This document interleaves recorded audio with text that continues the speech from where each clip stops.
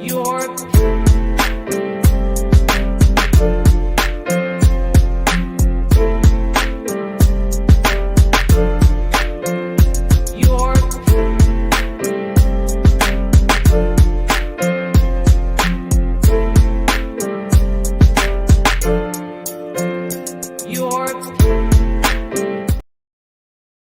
All right, everyone. Thanks for tuning into the Sports Card Therapist. I am here talking about the top 10 cards I'm watching on this week's PWCC auction. I see we have someone already here. James Lumen in the house. He says Sunday mornings are meant for vintage cards, coffee, and a little therapist time. James Lumen, I appreciate you very much, man. So here I am.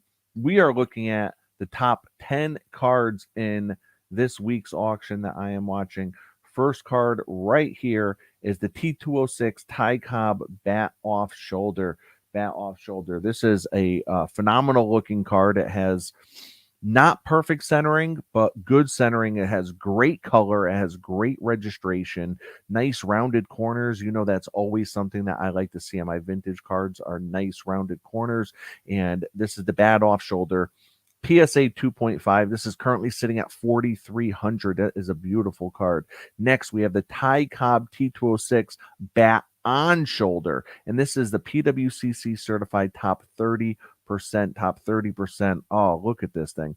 This is a 2.5. The centering on this is incredible. The color, the registration, everything on this is incredible. Hence, the reason why it got the PWCC certified top 30% for eye appeal. This thing looks amazing. This is currently sitting at 3,400 right now. 3,400.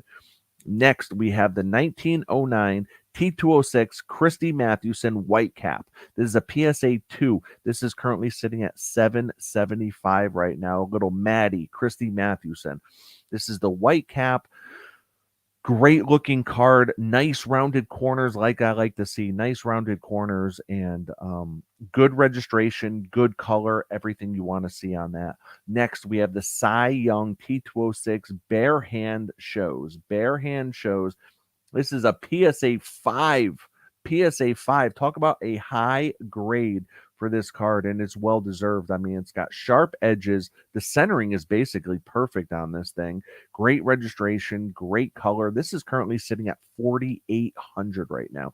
4,800. So I'm curious to see where this lands. This is a great looking copy, and you know, you can't go wrong with a nice Cy Young T206. Next, we have the 1915 Cracker Jack Walter Johnson PSA 2 is currently sitting at 4,100 right now. So with the 1915 Cracker Jack, so there's only 2 years of Cracker Jack, 1914 and 1915.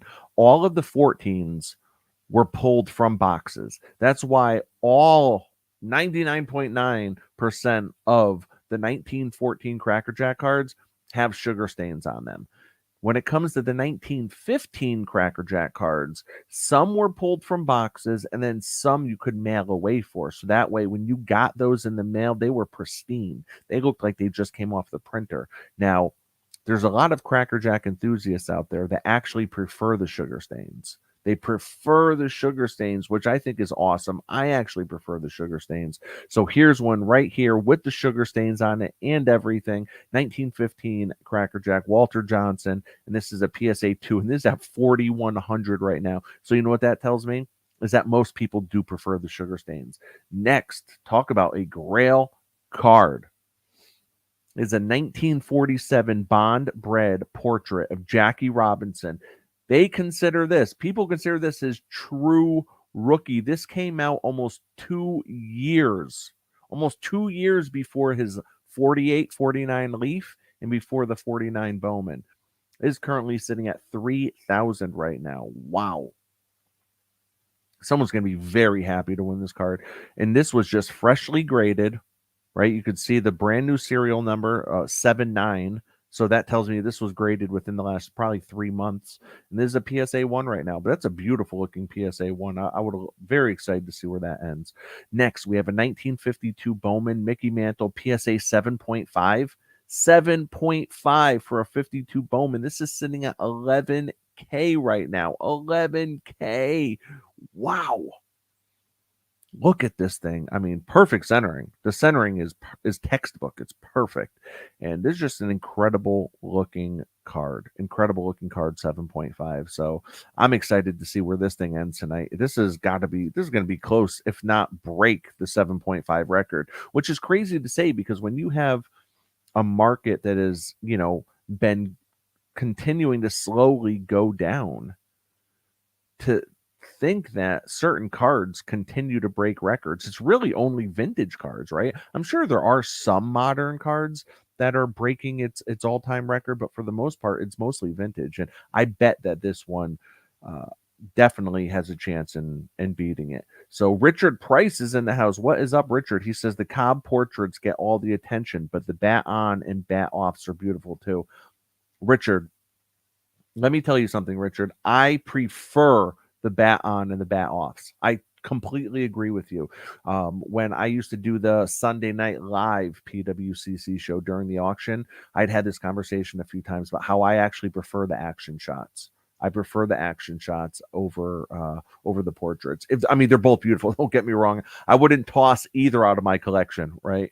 But yeah, I definitely prefer the action shots as well, Richard. So you and I are right on the same page. Next, we have a 1961 Fleer, Oscar Robertson, the Big O rookie, PSA 7. This is only sitting at 1750 right now. 1750. So you can see that this is an old grade based on the serial number. This was graded many years ago. However, they did recently have it reslabbed because this is a brand new slab. So beautiful looking card. And I'll tell you what, for 1961 Fleer, that is infamous for being off center and miscut. This has really good centering for a 1961 Fleer set, so I'm excited about this. Great looking card. This is considered near perfect centering when it comes to that set. So next we have, let's see, these are a couple random modern cards I was watching just for myself. So we're gonna scroll through this stuff. Don't mind me. Next, we have the 1965 Topps Joe Namath rookie in a PSA 6. PSA 6. Look at this. Great centering. It looks phenomenal front to back. Great registration. Great color.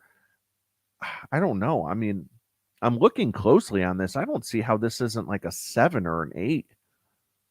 This is an incredible looking copy. I could see that it's got a bit of a tilt, right? The tilt is one thing, and I think once you see it, you can't unsee it, right? You could see on the bottom left, it's a thin border, and on the bottom right, it's a thicker border. Other than the slight tilt, this thing is an incredible, incredible copy. So if you follow me on Instagram, you'll see that I actually did a 90-second video this week discussing the AFL NFL merger that took place in 1966. So the first two Super Bowls, the Green Bay Packers blew the team out the water, right? Blew the Chiefs out the water in Super Bowl one. Green Bay was just dominant. And a lot of sports writers talked about how it would take years before any AFL team competitive with an NFL team, because at that point they were still playing in separate regular season schedules. They didn't actually merge the schedules until 1970, I believe. So basically NFL teams played each other regular season, AFL teams played each other regular season, then they'd come together to play in the Super Bowl. And everyone talked about how the Baltimore Colts had the most dominant defense of all time, best team in history. And finally, Joe Namath got sick of it during a press conference. He said, "We're going to win. I guarantee it." Sure enough, he did. Broadway Joe was born, and that was the launch of like, okay, these AFL teams can play too. And then, like I said, come 1970, they regular season games all played each other and all that stuff. But yeah, incredible. Just really, really cool story about Joe Namath, the Jets, and everything like that. So let's see. The last card, as you can see, I'm kind of toying around over here. This is from previous auctions, so give me a second. Last card we are going to show in the top 10 cards I am watching this week. I can tell you what it is before it even pops up. It is the Bobby Orr rookie. The Bobby Orr rookie. There it is, 1966 Topps Bobby Orr rookie, PSA 1.5, currently sitting at 1725 right now, which like feels like an absolute steal. If you look on the front of this, first of all, the edges, corners, there's wear, right? There's wear on the edges, the corners, all that stuff. Then on the back of the card is absolutely mint. The back of it looks like it was printed yesterday, but because of the wood panel television design on the front, any nick or imperfection is going to show. But this Bobby Orr rookie, other than the Wayne Gretzky 79 rookie, is there a more iconic rookie card than this Bobby Orr? I don't know. It's absolutely one of the most iconic.